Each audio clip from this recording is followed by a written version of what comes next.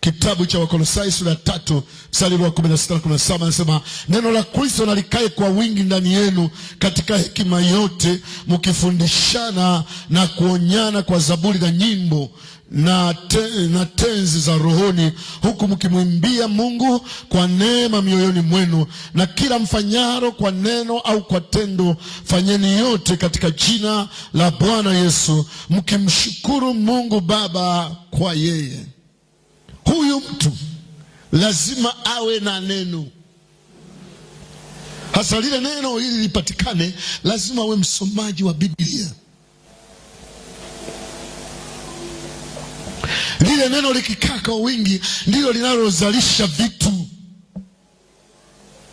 Yaani kwa mara mwanamke au mwanaume uliyepo hapa, usiogope Biblia. Biblia uwe na muda wa kujisomea. Kadri unavyosoma ajaza kitu, unapanda kitu.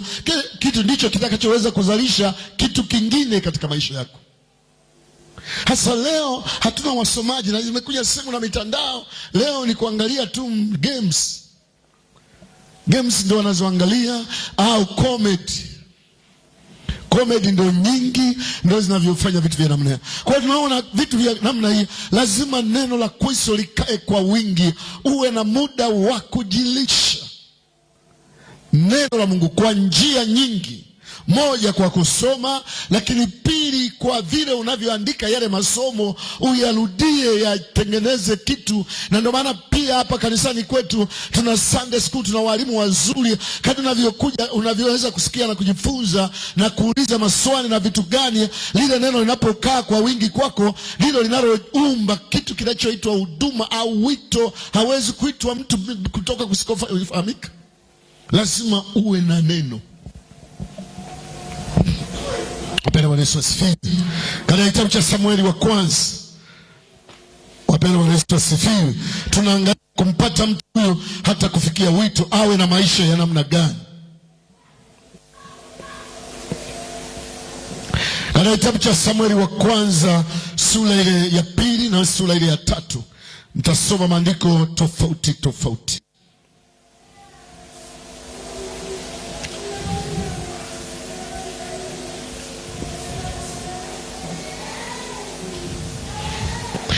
Katika kitabu cha Samueli wa kwanza sura ile ya 2, tasoma maandiko mengi kuanzia mstari ule wa 18. Kitabu cha Samueli wa kwanza sura ile ya 2 anasema, lakini Samueli alikuwa akitumika mbele za Bwana, naye alikuwa kijana mwenye kuvaa naivera ya kitani. Tena mama haya humfanyizia kanzu ndogo na kumletea mwaka kwa mwaka hapo alipokwea pamoja na mumewe ili kutoa dhabihu kila mwaka. Naye Eli akambariki Elikana na mkewe, akasema, Bwana na akupe uzao kwa mwanamke huyu badala ya azimo alilomwazima Bwana. Kisha wakaenda nyumbani kwao. Mstari wa 22, Eli alikuwa mzee, naye alisikia habari za mambo yote ambayo wanawe waliwatenda Waisraeli na jinsi walivyolala na wanawake waliokuwa wakitumika malangoni pa hema ya kukutania. Akamwambia, mbona mnatenda kama hivyo? Na Luka mstari wa 26 anasema, na yule mtoto Samueli akazidi kukua, akapata kibali kwa Bwana na kwa watu wote. Sura ya 3 mstari wa 19 anasema hivi, sura ya 3 mstari wa 19, hiyo Samueli anasema, na Samueli akakuwa, naye Bwana alikuwa pamoja naye, wala hakuliacha neno lake lolote lianguke chini. Wapendwa wa Yesu asifiwe. Mama yake Samueli alimpeleka kanisani kwa mchungaji. Hasa siri aliyokuwa nayo Samueli, alikuwa ni mmoja kati ya watoto wanyenyekevu na watii. Chochote alichoelekezwa na mchungaji wake alikuwa mwaminifu. Na ndio maana Biblia inasema akakua, akampendeza Mungu na akawapendeza na watu pia. Nini yale maisha? Amen. Watu wa Mungu, Bwana Yesu asifiwe. Lakini tunachokiangalia hapa, tunaongeza kwenye lile kwamba neno la Mungu likae kwa wingi. Tunaona Samueli wakati wote alipoelekezwa na Eli, Biblia inasema hakuliacha neno lianguke chini. Manake alitembea katika yale maneno, manake yahifadhi. yakatengeneza kitu ndani ya moyo wake. Kwa kuyasoma maandiko, kwa kuyaishi maneno ya Mungu, yanatengeneza kitu. Na hata ukisikia mtu anafundisha na ubiri, maana kana ubiri anatoa kila alicho nacho. Na ndicho huduma tunayoitaka, sio huduma ya maigizo kwamba uliwahi kumuona mtu ukanukuru ujumbe wake wote ndio ukahubiri kama yeye. Isipokuwa wewe una kitu cha kwako na wewe. Kwa hiyo swala la wewe kusoma maandiko ni muhimu sana. Tena kwa leo ni rahisi. Unasoma Biblia, ziko kwenye simu, Biblia ziko kwenye vitabu, Biblia ziko maeneo mengi. Hebu tafuta kujilisha, tafuta neno la Mungu kusoma, uwe na kitu cha Mungu, maana lile neno linaingia kwako, halibaki tu kwako, linazalisha vitu. Wapenda Bwana Yesu asifiwe. Na uwe mwepesi wakisema semi na wewe wa kwanza hapa, maana unataka kula, unataka kuliongeza lile neno popote. Wewe kaa kama mtu mlaji ambaye anakula na kushiba muda wote. Hasa kadri anavyokula na kushiba, ni rahisi kuzalisha vitu ambavyo vinasababisha Mungu aone ana kitu yule mtu.